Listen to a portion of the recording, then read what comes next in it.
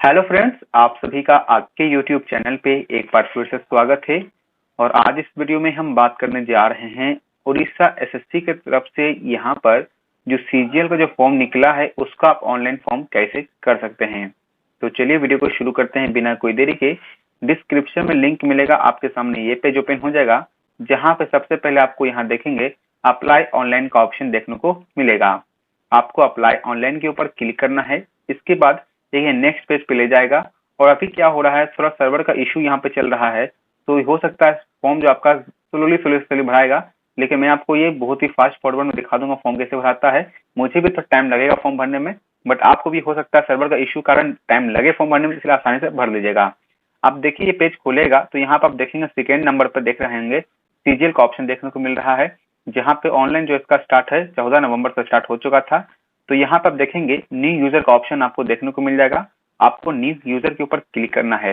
इसके बाद अगर आपको एडवर्टाइजमेंट पढ़ना है तो यहाँ पर एडवर्टाइजमेंट का भी दिया हुआ है, तो यहाँ पर फुल एडवर्टाइजमेंट आप यहाँ पे पढ़ सकते हैं। अगर पहले से पढ़े हुए हैं तो कोई दिक्कत नहीं है, आप डायरेक्टली फॉर्म अप्लाई कर सकते हैं।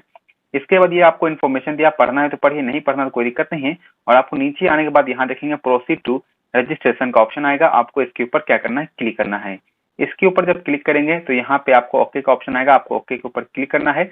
और फिर देखेंगे इसके बाद ये पेज ओपन होगा जहाँ पे आपको अपना ईमेल आईडी देना है जो चालू है, और उसी ईमेल आईडी को यहाँ पे फिर से लिख देना है। इसके बाद जो आपका मोबाइल नंबर होगा आपको अपना मोबाइल नंबर देना है, और उसी मोबाइल नंबर को एक बार फिर से आपको वेरीफाई कर देना है। इसके बाद ये कैप्चा दिख रहा होगा, इस कैप्चा को यहाँ भरना है, और यहाँ पे जो प्रोसीड का जो ऑप्शन है आपको प्रोसीड के ऊपर क्लिक करना है। इसके बाद यहाँ पे आपके ईमेल आईडी और मोबाइल नंबर पे एक ओटीपी आएगा, आपको उस ओटीपी का यहाँ पे आपको इस्तेमाल करना है। तो जो ओटीपी होगा 6 डिजिट का होगा, आपको यहाँ पे डालना है, और ईमेल आईडी पे जो ओटीपी है वो भी यहाँ पे डाल के यहाँ पे नेक्स्ट के ऊपर क्लिक करना होगा। इसके बाद आपको नेक्स्ट के ऊपर क्लिक करना है, और यहाँ पे सर्च होके फिर ये आपको नेक्स्ट प्रोसेस पे ले जाएगा। इसके बाद यहाँ पर आप देखेंगे आपसे पूछ रहा है कि आपने यूपीएससी या स्टेट सर्विस या किसी भी एग्जामिनेशन से आपको एग्जामिनेशन में हटाया गया है कि नहीं, यानी डिवर्ट किया गया है कि नहीं। आपको यस और नो के ऊपर क्लिक करना है, तो यहाँ पे नो के ऊपर क्लिक कीजिएगा। अगर आप किसी गवर्नमेंट एम्प्लॉय में हैं तो यहाँ पे आप यस पे क्लिक कीजिएगा, अगर कोई गवर्नमेंट एम्प्लॉय नहीं है तो आपको यहाँ पे नो के ऊपर क्लिक करना है।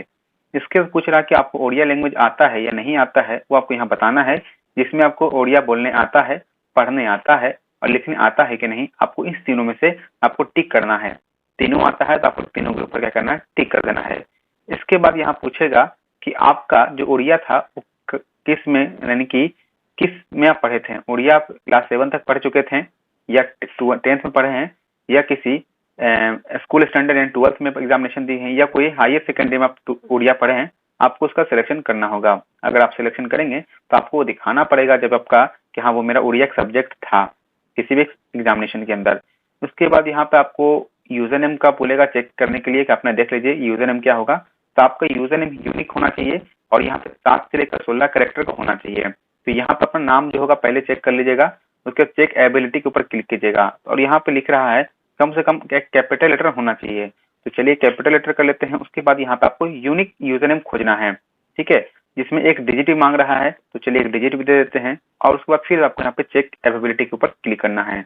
अगर ये यूजर नेम रहेगा अवेलेबल तभी आपको यहाँ पे प्रोसेस भरने के लिए दिया जाएगा। अगर नहीं रहेगा तो लिख देगा कि यहाँ पे अवेलेबल है पहले से, आपको फिर से अलग करना है। तो यहाँ पे मेरा जो यूजर है वो मिल चुका है मुझे, तो यहाँ पे अवेलेबल है। तो यहाँ पे आपको नीचे की ओर आना है, और यहाँ पे बताना है कि आप किस पोस्ट के लिए पहले अप्लाई करना चाहते हैं। तो जो भी पोस्ट होगा तो आपको जैसे मान लीजिए ऑडिटर के लिए अप्लाई करना है, ऑडिटर के ऊपर क्लिक करना है, और यहाँ पे तीर का ऑप्शन दिया हुआ है ब्लैक में, आपको इसके ऊपर क्लिक करना है। वो ऑटोमेटिक आगे की ओर फॉरवर्ड हो जाएगा। जो आपको ये ब्लॉक दिख रहा होगा आप यहाँ देख पा रहे होंगे, तो यहाँ पर ही अब वो ऑटोमेटिक फिल होते चला जाएगा। अब इसके बाद देखेंगे तो यहाँ पे जो भी आपको प्रेफरेंस देना है आप यहाँ पे सिलेक्शन कर सकते हैं। अगर मान लीजिए कि आपको ऑडिटर पहले नहीं देना है और नीचे वाला पोस्ट ऊपर देना है, तो यहाँ पे जो तीर का ऑप्शन दिख रहा है आपको इसके ऊपर क्लिक करेंगे तो वो ऑटोमेटिक क्या हो जाएगा, जिसे सिलेक्शन किया उसके ऊपर क्लिक करना है वो ऊपर हो जाएगा। अगर आपको नीचे करना है तो जिस पोस्ट को ऊपर नीचे करना है उसको सिलेक्शन कीजिए, और तीर का आगे पीछे आप यहाँ पे कर सकते हैं। इसके बाद यहाँ पे जेंडर पूछेगा, आपका जेंडर क्या है, जेंडर में मेल फीमेल या ट्रांसजेंडर है। उसके बाद क्या कैटेगरी आपका एससी एसटी या सोशली अनरिजर्व है या अनरिजर्व कैटेगरी में आते हैं, आपको उसका सिलेक्शन करना है।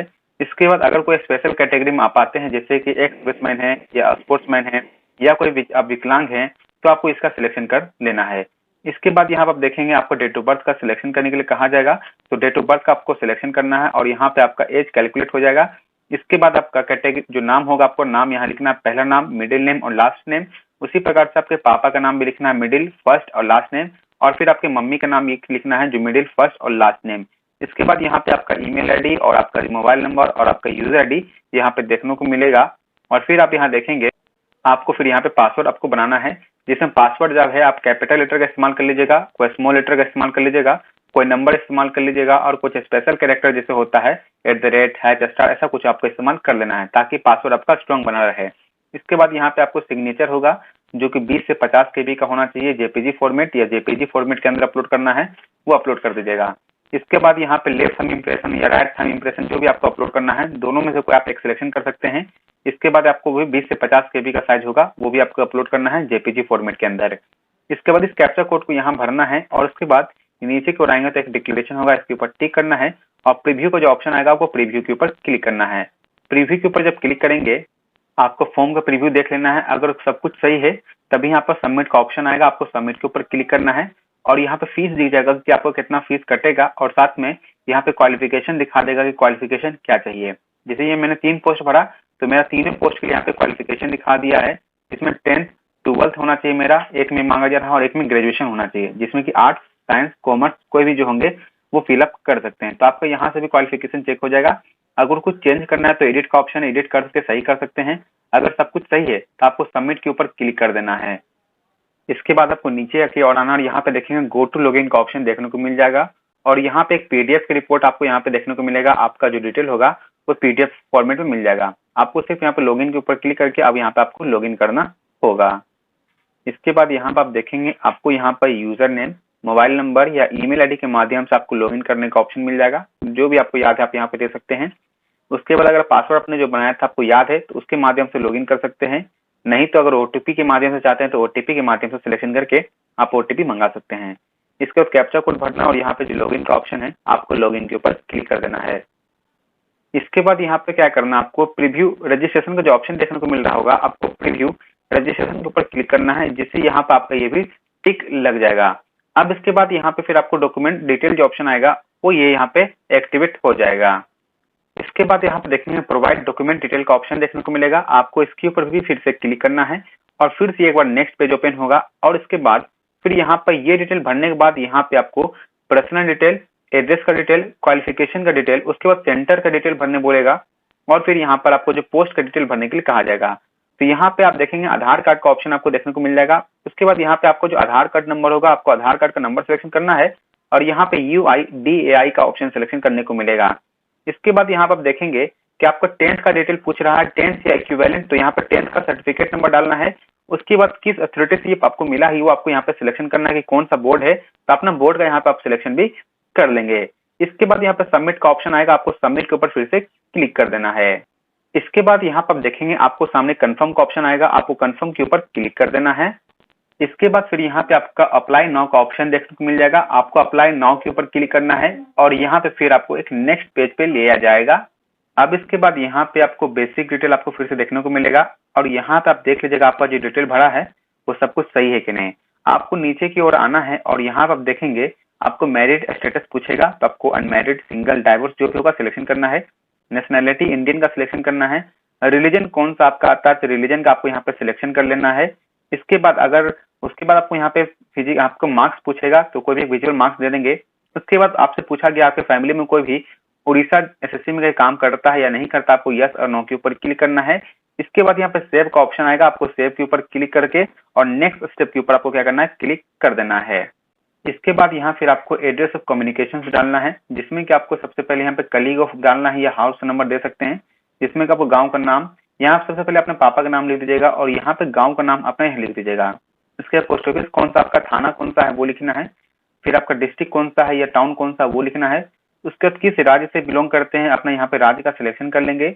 उसके बाद आपका कौन सा जिला है वो लिख देना है और आपका तहसील कौन सा वो देना है। अगर तहसील में आपका नाम नहीं दिख रहा है तो अदर्स का ऑप्शन देखने को मिलेगा, आपको अदर्स के ऊपर क्लिक करके आपको तहसील लिखने के लिए कहा जाएगा, आपको अपने से तहसील फिजिकली लिख देना है।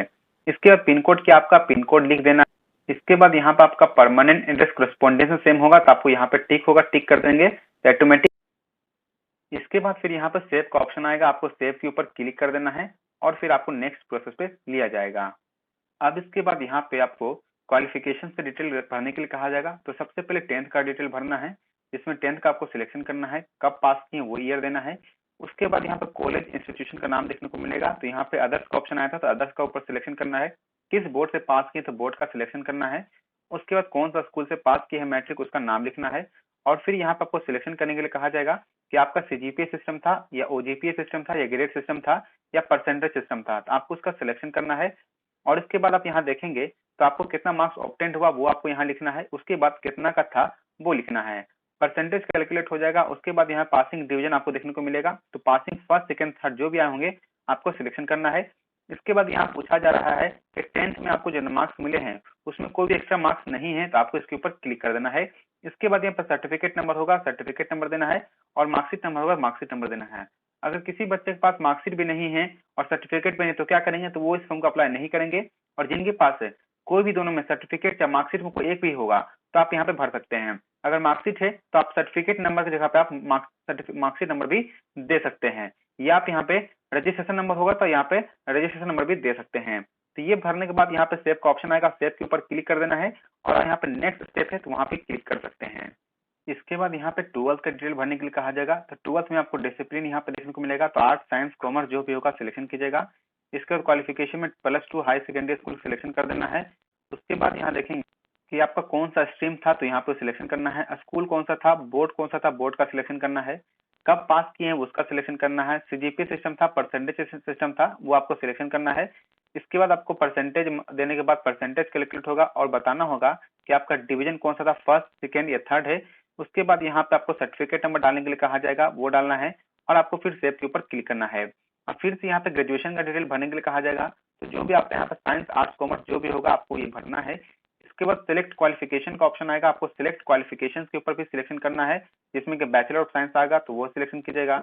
इसके बाद पासिंग ईयर होगा, तो पासिंग ईयर का आपको यहाँ पे सिलेक्शन करना है, कब पास किए हैं। इसके बाद यहाँ पे आपसे पूछेगा कि आपको अपना स्कूल का सिलेक्शन करना है, कहाँ से आप पास किए हैं।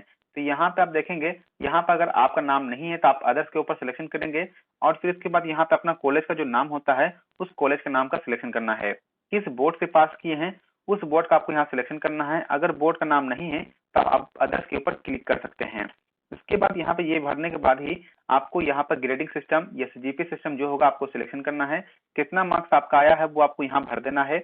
उसके परसेंटेज सिलेक्शन हो जाएगा, फर्स्ट सेकेंड थर्ड जो भी होगा आपको सिलेक्शन करना है। इसके बाद यहाँ बोल रहा है कि आपको किसी भी प्रकार का एडिशनल मार्क्स नहीं मिला है, तभी आपको क्लिक करना है। और फिर से यहाँ पर आपको सर्टिफिकेट नंबर भरने के लिए कहा जाएगा, तो यहाँ पे आप सर्टिफिकेट नंबर अपना भर लेंगे। इसके बाद पूछ रहा है कि आपके पास कंप्यूटर में प्रोफिशिएंसी है, कि आपको कंप्यूटर चलाने आता है कि नहीं आता है। आपको यस और नो के ऊपर क्लिक करना होगा, तो अगर आता होगा तो यस पे क्लिक कर देंगे। इसके बाद फिर से आपका सेव का ऑप्शन आएगा, आपको सेव के ऊपर क्लिक कर देना है। ये सभी हो जाने के बाद यहाँ पे आप देखेंगे नेक्स्ट स्टेप का ऑप्शन आएगा, आपको नेक्स्ट स्टेप के ऊपर क्लिक कर देना है।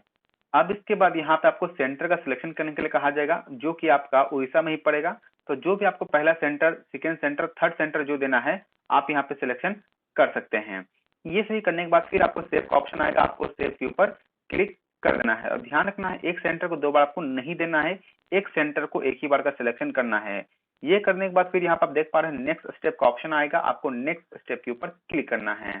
अब इसके बाद पूछेगा कि आपको एग्जामिनेशन जो होगा किस पेपर में चाहिए, हिंदी या इंग्लिश। तो यहाँ पर हिंदी नहीं, उड़िया या इंग्लिश, तो आपको जो भी लैंग्वेज में चाहिए आप यहाँ पे दे सकते हैं। इसके बाद यहाँ पर आप देखेंगे, अब यहाँ पे आपको डॉक्यूमेंट अपलोड करने के लिए कहा जाएगा। तो यहाँ पे देखेंगे पहले सिलेक्ट द डॉक्यूमेंट का ऑप्शन देखने को मिलेगा, तो यहाँ पे सबसे पहले फोटो का सिलेक्शन करना है और यहाँ पे जिस फाइल में आपका फोटो है वहां से आपको उठाना है। और ध्यान रखना है ये फोटो आपका 100 KB से कम का ही होना चाहिए, 20 KB से ज्यादा और 100 KB से कम जेपीजी फॉर्मेट होगा तो आपको ये अपलोड कर देना है। फोटो अपलोड हो जाने के बाद यहाँ पे नेक्स्ट स्टेप का ऑप्शन आएगा, आपको नेक्स्ट स्टेप के ऊपर क्लिक करना है और यहाँ पे आपको प्रेफरेंस देखने को मिलेगा। तो आप किस डिपार्टमेंट का वो प्रेफरेंस देना है आपको पूरा यहाँ पे सिलेक्शन कर लेना है, किस डिपार्टमेंट में पहले आपको देना है। ये सभी कर देने के बाद आपको सेव का ऑप्शन आएगा, आपको सेव के ऊपर क्लिक करना है। सेव क्लिक करने के बाद आपको नेक्स्ट स्टेप का ऑप्शन आएगा, नेक्स्ट स्टेप के ऊपर क्लिक करना है। तो जो पोस्ट ऑफ प्रेफरेंस है ये आपको अपने हिसाब से करना है, मेरे हिसाब से मत कीजिएगा। आपका जो प्रेफरेंस आपको सबसे पहले जिस डिपार्टमेंट में देना है आप उसका सिलेक्शन कर सकते हैं। अगर कुछ अभी भी चेंज करना है तो आप एडिट का ऑप्शन है, आप पोस्ट ऑफ प्रेफरेंस को चेंज कर सकते हैं। अब यहाँ पे सभी फॉर्म कंप्लीट हो जाएगा और यहाँ पे आप देखेंगे कि डिक्लेरेशन होगा, आपको इस डिक्लेरेशन के ऊपर क्लिक करके प्रीव्यू योर एप्लीकेशन फॉर्म का ऑप्शन आएगा, आपको इसके ऊपर क्लिक कर देना है। अब यहाँ पे आपका फॉर्म का पूरा प्रीव्यू देखने को मिलेगा। अगर सब कुछ सही है तो यहाँ पे सबमिट एप्लीकेशन का जो ऑप्शन दिया हुआ है, आपको सबमिट एप्लीकेशन के ऊपर क्लिक कर देना है। ये एक बार सबमिट हो जाने के बाद यहाँ पे आपको एडिट करने का ऑप्शन देखने को नहीं मिलेगा। आप ध्यान रखना है, एडिट कर नहीं पाएंगे इसके बाद, इसलिए आपको जो भी ध्यान रखना है अभी ध्यान रखना है कि आपने जो फॉर्म भरा था वो सब कुछ सही होना चाहिए। इसके बाद अब यहाँ देखेंगे, इसके बाद यहाँ पे आप देखेंगे आपको गो टू होम का ऑप्शन आ जाएगा और आपके मोबाइल पे या सिस्टम पे पीडीएफ और डाउनलोड हो जाएगा, जहां पे आपका जो एप्लीकेशन फॉर्म है वो यहाँ पे सबमिट हो जाएगा। जो आप देखेंगे आपके सामने कुछ इस प्रकार का जो पीडीएफ है आपको देखने को मिल जाएगा, जहां पे आप देखेंगे आपका टोटल फॉर्म फिलअप हो चुका है। इस प्रकार से आप फॉर्म को आसानी से भर सकते हैं बिना कोई प्रॉब्लम के। अगर फॉर्म भरने में अभी भी कहीं प्रॉब्लम हो रहा हो तो कमेंट करके पूछेगा, मैं आपको उसका जवाब जरूर दूंगा। आशा करता हूँ वीडियो अच्छा लगा होगा। वीडियो अच्छा लगा तो लाइक कर दीजिए, वीडियो को शेयर कर दीजिए और चैनल को सब्सक्राइब कर दीजिएगा। मिलेंगे जल्दी नेक्स्ट वीडियो में। Thank you for watching this video.